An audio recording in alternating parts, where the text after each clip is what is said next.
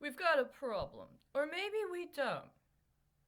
I'm looking at a website here that's discussing the recent $900 million COVID 19 relief.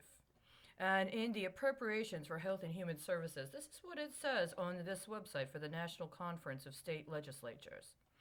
It says right here human services legislation add ons, and then under that, HHS appropriations. $73 billion to HHS to support public health, including, among other things, $55 million for Food and Drug Administration for continued work on FDA efforts to facilitate the development and review, both pre market and post market, and medical countermeasures, devices, therapies, and vaccines to combat the coronavirus. In addition, funds will support medical product supply chain monitoring and other public health research and response investments. This sounds like venture capital. This sounds like you've intentionally identified very capable, eligible candidates who were probably subjected to some sort of psyop while they were under pressure during an alleged health pandemic that anybody with even the most reasonable deductive reasoning capacity understands as being presented to us under fraudulent pretenses. So you lured them, and they took the bait in one manner or another. Did you acquire their informed consent to be used as human test subjects in medical experimentation while they've been downgraded and characterized as having cheated on a military calculus exam? If you did not, then this is completely unacceptable. I've just spent 25 years being completely slandered and mischaracterized for appropriations that nobody disclosed to me, and thus far, nobody has appropriately accounted for. And in the meantime, what has been revealed is that those appropriations were set up before I was even old enough to get my driver's license. You're setting up another round right here. You're not allowed to do that. This is unconstitutional. You need to have a full inquiry, public.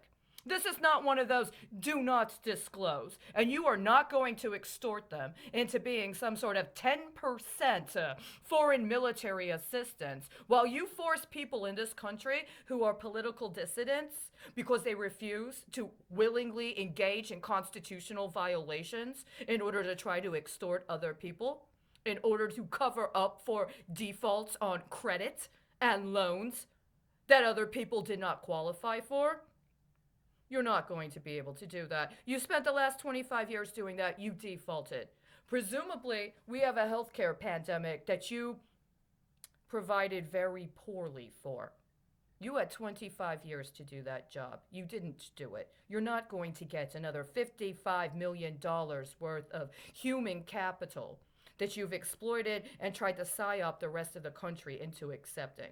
No. If they were military cadets and there was a problem, that's one thing. You did this same racket on me.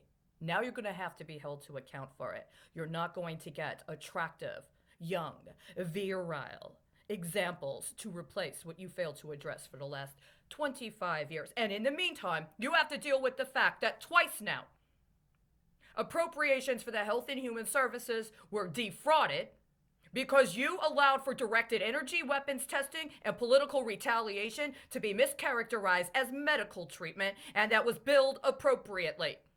It was billed as medical treatment for what? Directed energy weapons testing? So did you just reveal you actually billed it as directed energy weapons testing, and I'm supposed to live with the stigma of mental illness?